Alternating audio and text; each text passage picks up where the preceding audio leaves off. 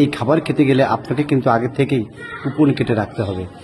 এখানে খাওয়ার যে জায়গা রয়েছে সেই জায়গায় প্রবেশের জায়গা, এখানে লাইন দাঁড়াতে হবে। তবে এখানে মেনু কি আছে চলুন একবার দেখে নিন। এখানে রয়েছে 150 টাকায় দুপুরবেলায় পাবেন 11 রকমের খাবার, এবং রাতের বেলায় রয়েছে ডিনার, এবং স্পেশাল কিছু কিছু দিনও থাকে যেখানে আলাদা আলাদা খাবার তৈরি হয়। সুন্দর বসার জায়গা রয়েছে, সেই বসার জায়গায় অনেকেই এসে একটু প্রথমে বিশ্রাম নেন, তারপরে তারা খাবার লাইনে দাঁড়ান।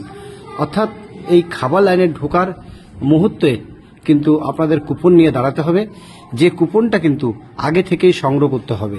এই কুপনের দাম 150 টাকা।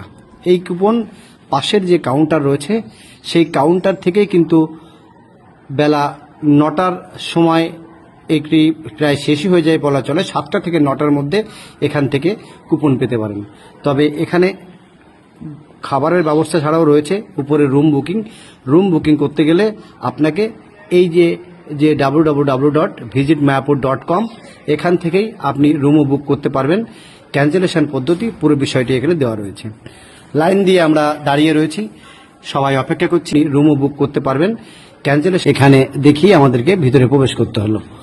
এইখানে ভিতরের জায়গাগুলো দেখুন, খুব পরিষ্কার পরিচ্ছন্ন, যেটা কিন্তু বাইরের হোটেলগুলোর সঙ্গে এর তেমন খুব একটা মিল পাওয়া যাবে না। ভিতরে গান চলছে, আর এক এক করে আমরা ঢুকে পড়লাম। ঢোকার পরেই আমাদের সামনে দিয়ে দিল সেই থালিগুলো দেখুন, প্রায় খুব সুন্দরভাবে সাজানো রয়েছে।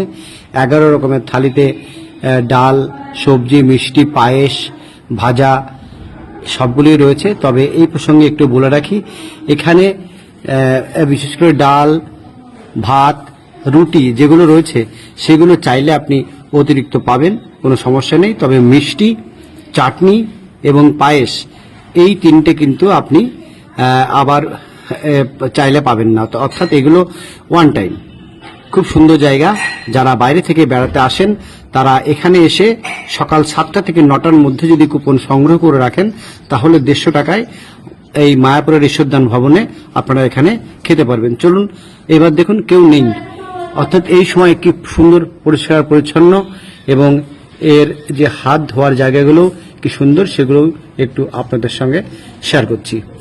আর এখান থেকে ঠিক বেরিয়েই বসার যে জায়গা রয়েছে সেখানে কিছু সময়ের জন্য আমরা একটু বিশ্রাম নিলাম। বিশ্রাম নেওয়ার পর এখান থেকে আমরা বাইরের দিকে বেরিয়ে যাব। এই হচ্ছে যে রিসেপশন, যেখান থেকে বলছিলাম যে কুপন সংগ্রহ করতে হয় সেই জায়গা। এখান থেকে বাইরে